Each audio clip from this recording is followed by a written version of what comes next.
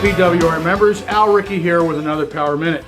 Today, I'm pleased to have Phil Hawkins as our guest, the Executive Vice President of Pacific West Association of Realtors. Phil, how are you today? I'm doing good. Thank you, Al. Good. A lot of things are happening in the political front. What's happening in Washington, D.C.? I hear a lot going on with the Protecting America's Taxpayers and Homeownership Act, also called the PATH Act. What's that all about? The PATH Act, it sounds like a real good thing, but it's something that both NAR and CAR is opposing. It does a few things that scare us to death, honestly. One thing, it eliminates Fannie and Freddie, which we're not against eliminating Fannie and Freddie, but they do a lot of things that we're going to need to replace if they go away. It redefines what a first-time home buyer is. Right now, a first-time home buyer is anybody that hasn't owned a home in the last 3 years. That goes away, and it says if you own a home once in your life, you're never a first-time home buyer again. It also eliminates, by eliminating Fannie and Freddie, you're eliminating the guarantee for the 30-year mortgage. And without that guarantee, we might not have a 30-year mortgage like we currently have. My fear, and this is a personal fear, is we morph into something like Canada has. Canada has a 30-year mortgage due in 5. So you're always refinancing every 5 years. So the 30-year mortgage is something we want to protect, and the PATH Act does not protect it, and so that's one of the main reasons we're opposing it. That would be devastating to homeowners that couldn't get a 30-year loan anymore. Yeah, it would change our market drastically. No, we need to oppose that, that's for sure. We're working hard on that one. So is there any good news on the state level? On the state, I spoke to you before about SB 30. SB 30 is a debt forgiveness for people that do short sales. What happened, the federal government back in January extended the debt forgiveness for those who do short sales, so you're not taxed on that difference that is forgiven.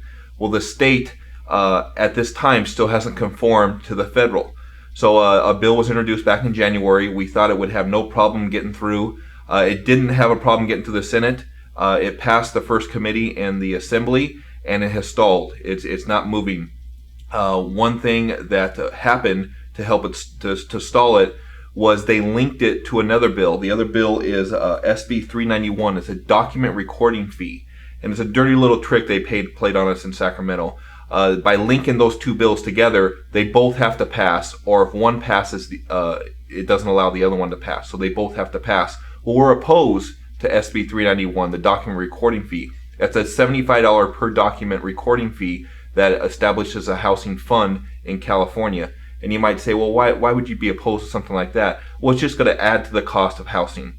Whether you're refinancing, whether it's a family transfer, this is $75 per document. I think it has a max of $225 is what most people would be looking at per recording. So that's why we're opposed to that. Well, by linking them together, it really messed things up. So we're working real hard to get them separated and trying to get SB 30 passed. So for those people that did short sales this year, they still have that debt forgiveness on the state. Now currently, they have it for federal. But if nothing happens, they will be taxed that amount on state if we don't get this through. Well, so to be clear, anyone that's done a short sale this year and the bank has given any debt forgiveness, it will be taxed on a state level as of right now. As of right now, unless SB 30 passes, it will be taxed.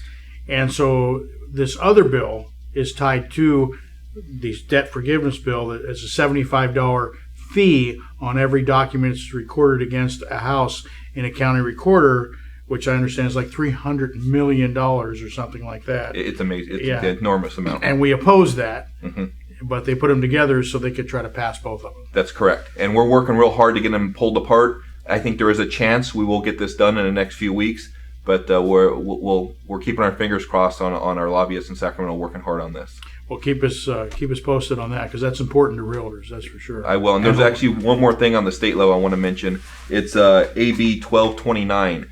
This is a rent control bill. Back in the mid-'90s, we passed some legislation that changed rent control for our benefit. Well, one of the things at that time was we said any new construction in rent control areas would not be considered under rent control. So that would stimulate building in rent control areas. Well, this bill changes that and says any new construction would be under rent control. So that's something we're opposing as well. And that has passed the Assembly. It's headed to the Senate, and so we'll be working hard to try to defeat that in the Senate.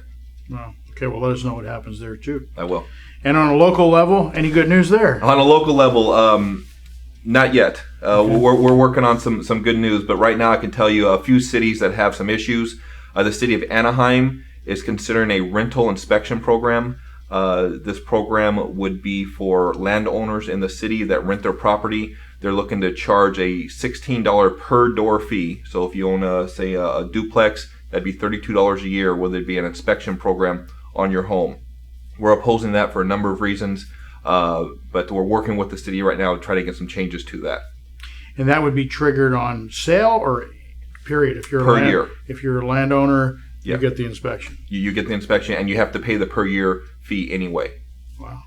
And then in the city of Tustin recently hired an outside company from Fresno. Now, why Fresno? I don't know. It seemed like there should be somebody around here if they want to hire somebody. They hired an outside company from Fresno to go after realtors for a business license. Individual realtors to pay a business license, not the brokerages. And right now, most cities require it for brokerages, but they're going after individual realtors. So we're trying to work with the city of Tustin on that.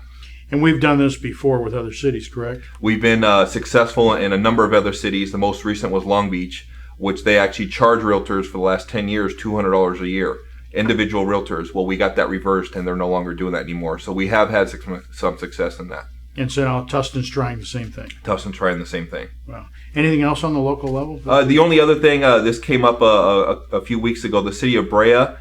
We had a realtor that was farming an area, knocking on doors, and the police came and asked him to stop and said he had to have a solicitation license. And so we're trying to work with the city of Brea and for realtors that farm those areas, so they don't have to have that, or to make it real convenient for them to have that. So it's just something, if you work the Brea area, be careful right now while we work with that issue. Well, it sounds like you have your plate full, Phil. It's a busy time right now. Well, we'll let you go and fight our battles for us, and I hope you win. Thank you. Okay. And that wraps up another Power Minute. And remember, life is full of choices. Make the right one, because you can't live life over. Bye for now.